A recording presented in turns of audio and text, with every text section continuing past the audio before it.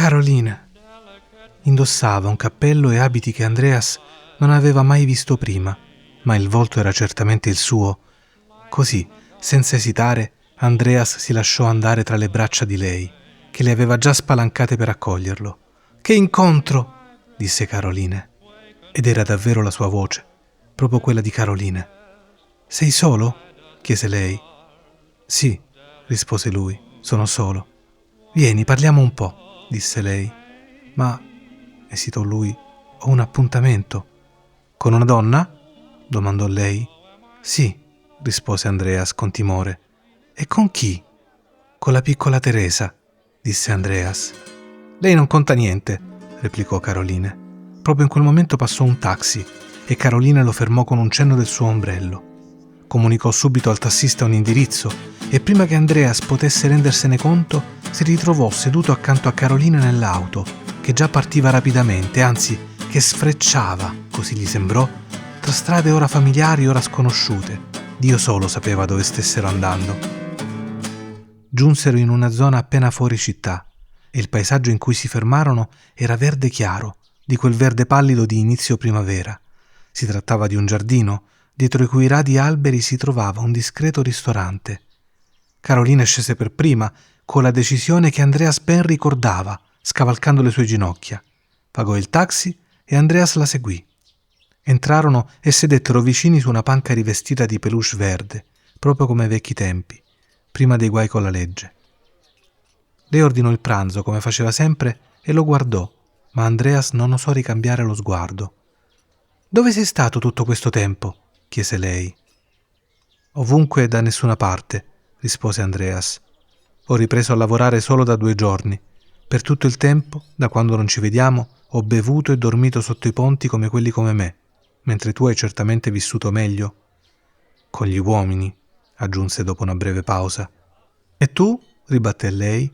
«Perfino nel mezzo della tua vita da ubriaco, senza lavoro e sotto i ponti, trovi ancora tempo e occasione di frequentare una Teresa. E se non fossi arrivata io, per puro caso, ci saresti davvero andato?» Andreas non rispose nulla e restò silenzioso mentre mangiavano la carne, il formaggio, la frutta. Quando finì l'ultimo sorso di vino, fu di nuovo assalito da quel terrore improvviso che tante volte, anni prima, aveva provato durante la sua convivenza con Caroline. Voleva ancora una volta sfuggirle e gridò: «Cameriere, il conto!» Caroline intervenne. «Ci penso io, cameriere?» Ma il cameriere, un uomo maturo e dall'occhio esperto, disse: «Il signore ha chiamato per primo». Così Andreas pagò, prendendo il denaro dalla tasca interna sinistra. Dopo aver pagato si rese conto, con sgomento attenuato dal vino, di non avere più l'intera somma che doveva alla piccola santa. «Ma in questi giorni mi stanno capitando così tanti miracoli», pensò tra sé, «che certamente entro la prossima settimana potrò trovare e restituire il denaro che devo». «Allora sei diventato ricco?» gli disse Carolina in strada. «Probabilmente ti fai mantenere da quella piccola Teresa».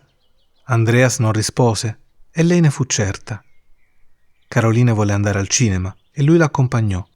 Dopo lungo tempo rivide finalmente un film, ma ne era passato così tanto di tempo dall'ultima volta che quasi non riusciva a capirlo e si addormentò sulla spalla di Caroline. In seguito andarono in una sala da ballo dove si suonava la fisarmonica. Non ballava da tanto che non ci riusciva più e così altri ballerini gliela portarono via. Lei era ancora fresca e desiderabile. Seduto solo al tavolo, sorseggiando un pernod, si sentì tornato ai vecchi tempi, quando lei ballava con altri e lui da solo beveva. Così, di colpo, con violenza, la strappò dalle braccia di un ballerino dicendo: «Andiamo a casa». La prese per il collo, deciso a non lasciarla più andare. Pagò e la portò via. Lei abitava lì vicino. E tutto fu proprio come ai vecchi tempi, prima dei guai con la legge. Si svegliò molto presto la mattina seguente. Caroline dormiva ancora. Un solo uccello cinguettava davanti alla finestra aperta. Restò sdraiato per un po' con gli occhi aperti, non più di qualche minuto. Durante quei pochi minuti rifletté. Gli sembrò che da molto tempo non gli fossero accadute tante cose strane come in quella sola settimana. All'improvviso girò il viso e alla sua destra vide Caroline. Ciò che ieri, nel loro incontro, non aveva notato, ora gli apparve evidente. Lei era invecchiata, pallida, gonfia, respirava pesantemente il sonno mattutino tipico delle donne che iniziano a invecchiare. In quel momento percepì il trascorrere del tempo che era passato anche su di lui, riconoscendo chiaramente quanto lui stesso fosse cambiato. Decise allora di alzarsi immediatamente, senza svegliare Carolina, e di andarsene via con la stessa casualità, o piuttosto fatalità, con cui il giorno prima erano tornati insieme. In silenzio si rivestì e uscì, dirigendosi verso un nuovo giorno, uno dei suoi soliti nuovi giorni.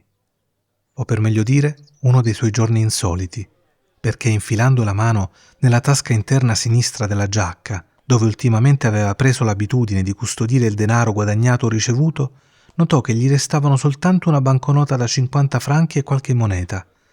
Lui, che ormai da molti anni aveva dimenticato cosa volesse dire possedere del denaro, né vi aveva più prestato attenzione, fu colto da un'improvvisa inquietudine, simile a quella di chi è abituato ad avere sempre soldi in tasca e all'improvviso si accorge, con disagio, che nelle sue tasche sono rimasti solo pochi spiccioli.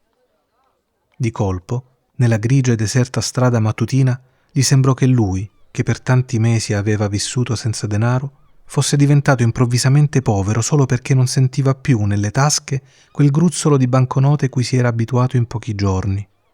Gli sembrò che il lungo periodo in cui era stato senza soldi appartenesse ormai a un passato remoto e che avesse in realtà speso con troppa leggerezza, addirittura con leggerezza incosciente, i soldi destinati a mantenere lo stile di vita che ormai riteneva gli spettasse. Fu così che si arrabbiò con Carolina. Lui, che non aveva mai attribuito alcun valore al possesso di denaro, ora iniziava improvvisamente a comprendere quanto valesse realmente. Di colpo gli sembrò ridicolo, per un uomo come lui, possedere solo una banconota da 50 franchi e sentì il bisogno urgente di riflettere su se stesso con calma davanti a un bicchiere di Pernod per ritrovare la misura di sé.